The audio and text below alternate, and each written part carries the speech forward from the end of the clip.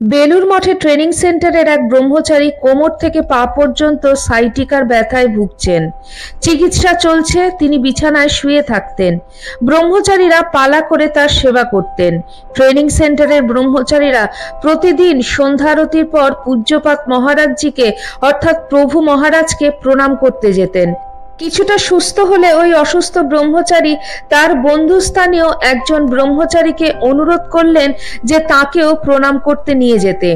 অসুস্থ ব্রহ্মচারী মহারাজকে প্রণাম করলেন। মহারাজ তার ওপর থেকে নিচে পর্যন্ত তাকিয়ে দেখলেন।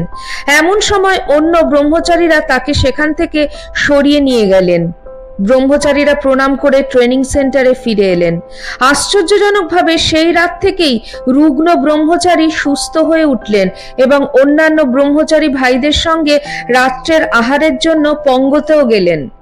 পরের দিন থেকে মহারাজ অসুস্থ হয়ে পড়লেন। দু একদিন প্রণাম বন্ধ।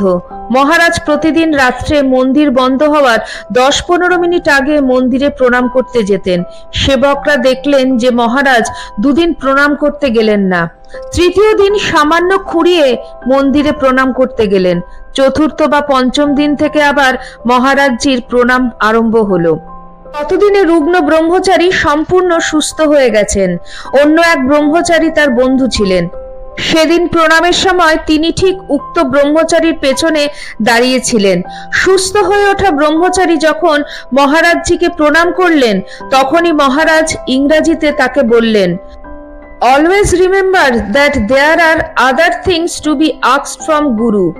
এই ঘটনার পরে ট্রেনিং সেন্টারে ফিরে এসে সেই ব্রহ্মচারী অত্যন্ত মনমরা এবং দুঃখিত হয়ে নিজের বিছানায় শুয়ে পড়লেন।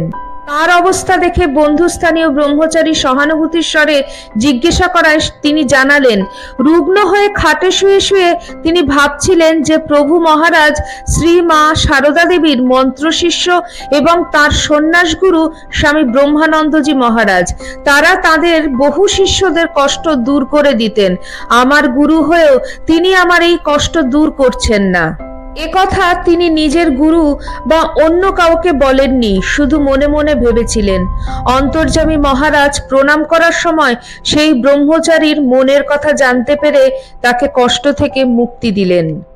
এমনই ঐশ্বরিক ক্ষমতার অধিকারী ছিলেন স্বামী বীরেশ্বরানন্দজি মহারাজ অর্থাৎ প্রভু মহারাজ।